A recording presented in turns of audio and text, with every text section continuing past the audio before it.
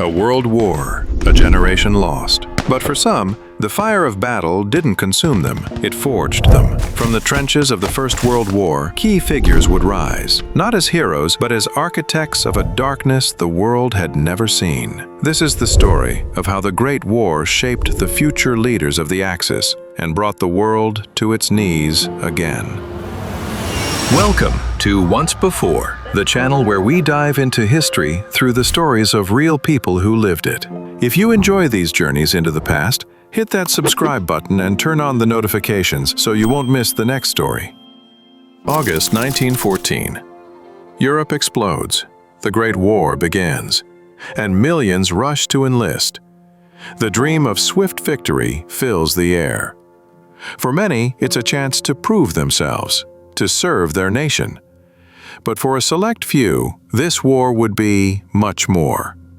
It would be a brutal, bloody school. A forge.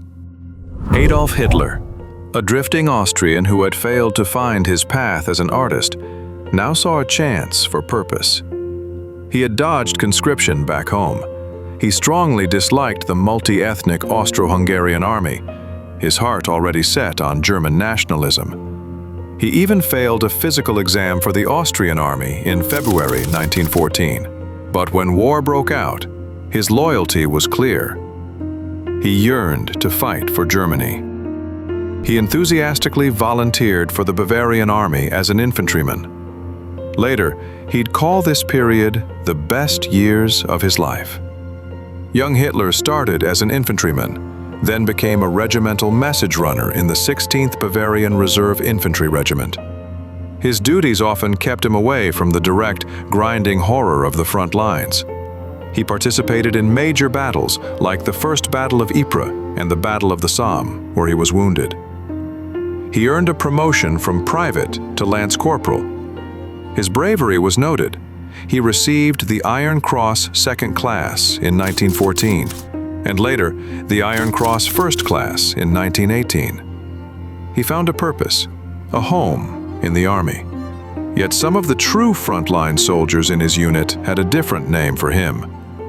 Etappenschwein, a rear area pig, someone whose role infrequently put him in the direct path of enemy fire.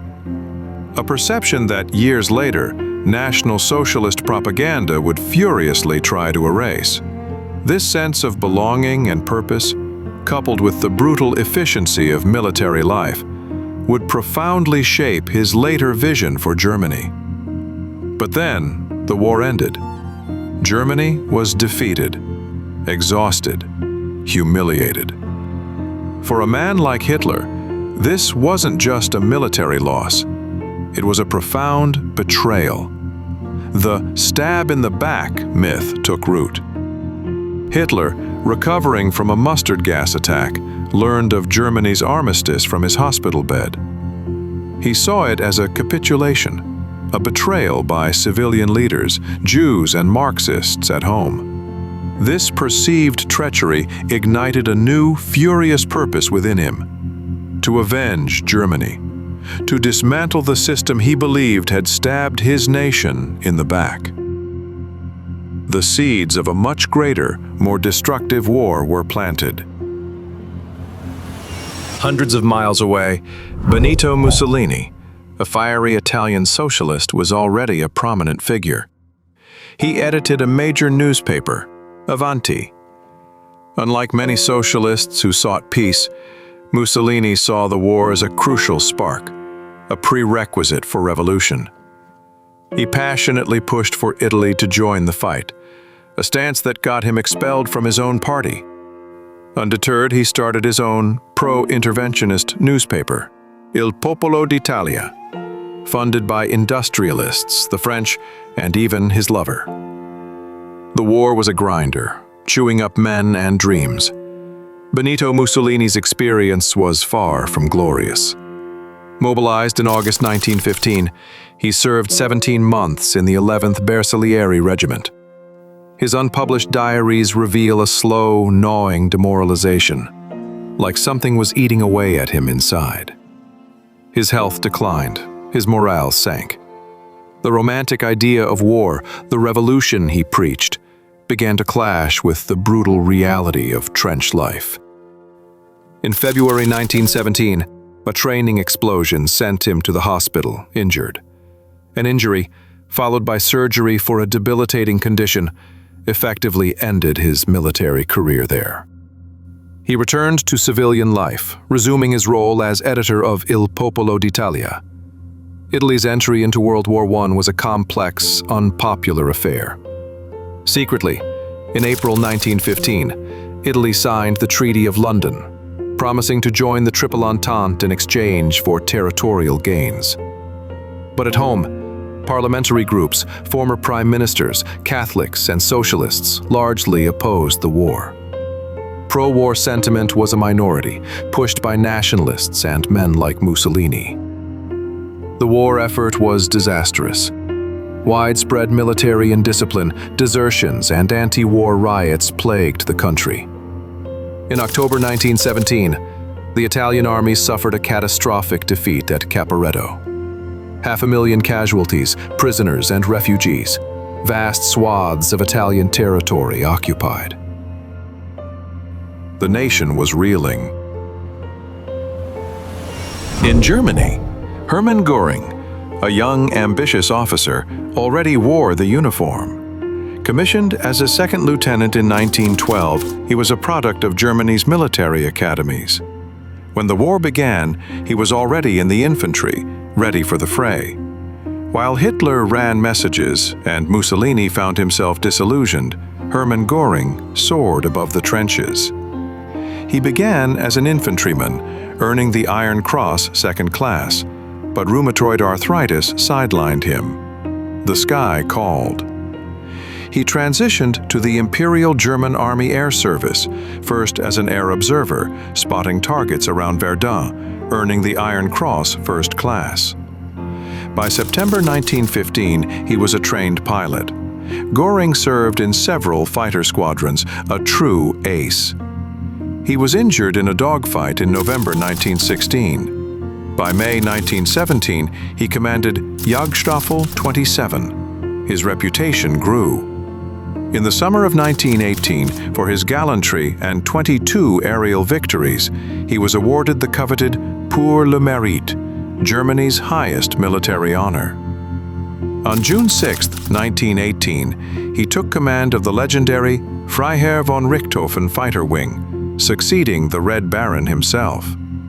He ended the war as a decorated captain, a hero. This early taste of glory and command would fuel an insatiable ambition, and the later defeat would be a bitter pill he could never swallow, seeing it as a personal affront to his earned honor. While the Western Front forged soldiers and strongmen, thousands of miles away, Crown Prince Hirohito learned different lessons inside Japan's imperial court. Japan had entered the war on the side of the Allies, primarily to seize German colonial possessions in Asia. It was a painless war for Japan, one with minimal casualties and significant territorial gains. This relative ease of victory, coupled with growing nationalist passion, proved to be a powerful boost for an aggressive, expansionist Japan. Hirohito was not a trench fighter. He was an heir, educated in military academies, and groomed within a state that had tasted that painless war and the rewards of expansion. In 1921, he toured Europe.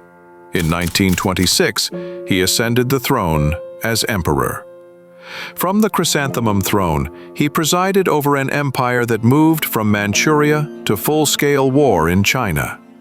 In the years that followed, he sanctioned decisions taken in imperial conferences, decisions that widened the conflict across Asia and the Pacific. And when the tide turned, it would be his unprecedented broadcast, the emperor's voice, that told his people the war must end. But meanwhile, another future Axis leader was growing in Japan. Hideki Tojo was a young officer in the Imperial Japanese military. He wasn't in the trenches, nor was he flying above them. Instead, he rose steadily through the ranks, holding administrative and regimental posts within Japan's burgeoning military machine. Tojo thrived in this environment, his career trajectory shaped by a military that was increasingly confident, powerful, and ready to assert its dominance in Asia. He learned not the harsh lessons of battlefield defeat, but the quiet satisfaction of military expansion. This indirect yet profound influence of World War I set him on a course to become a staunch advocate for Japanese expansionism, a system that had enabled his own rise. His rise within a military machine that saw war as an opportunity, not a tragedy, cemented his belief in aggressive expansion as Japan's destiny. The Great War, meant to end all wars, had instead forged the men who had plunged the world into an even greater one. Adolf Hitler, driven by the anger and sense of betrayal from 1918, became chancellor in 1933. He immediately focused on rearming Germany and spreading Nazi ideas in the military. After Hindenburg died in 1934, he combined the roles of president and chancellor, becoming Führer and supreme commander. Soldiers swore unconditional loyalty to him. Benito Mussolini, the former socialist, transformed Italy into a fascist state, glorifying violence and using the mutilated victory narrative to consolidate power. He would lead Italy into an ill-fated alliance with Hitler, driven by the belief that war was essential for revolution and national glory. Hermann Goering, the decorated ace, became the architect of the Nazi war economy and a central figure in the persecution of Jews. He issued the memo to Reinhard Heydrich to organize the final solution. His power waned as the Luftwaffe failed, but his culpability remained. Hitler removed him in April 1945, ordering his arrest. Goering was captured by the U.S. Army, tried at Nuremberg for war crimes, and sentenced to death. He committed suicide by cyanide the night before his execution, refusing to face justice for the atrocities he helped unleash. Emperor Hirohito stood at the apex of the Japanese state. He presided over the expansion that carried Japan into a wider war across Asia and the Pacific. And in August 1945, it was his Jewel Voice broadcast that announced Japan's surrender. It is my earnest hope, and indeed the hope of all mankind. And Hideki Tojo, shaped by Japan's painless war and its expansionist desires, would ultimately become Japan's prime minister, driving his nation into a brutal war of conquest across Asia and the Pacific. The First World War did not merely mark the end of an era. For these men, it marked a beginning. It took their individual resentments, their ambitions, their experiences, and twisted them into something monstrous. The battlefield became their classroom, the perceived betrayals their driving force, and the resulting chaos their opportunity. They carried the lessons, or rather the distorted interpretations of one global conflict into the next. The war that promised to end all wars instead laid the foundation for the most devastating conflict in human history. And the men who would lead that catastrophe were not born monsters. They were forged in the fire. Thanks for watching. If this story moved you, give the video a like, and don't forget to subscribe to Once Before for more journeys into the darker corners of history. Until next time, remember, the past isn't gone. It's waiting to be told once before.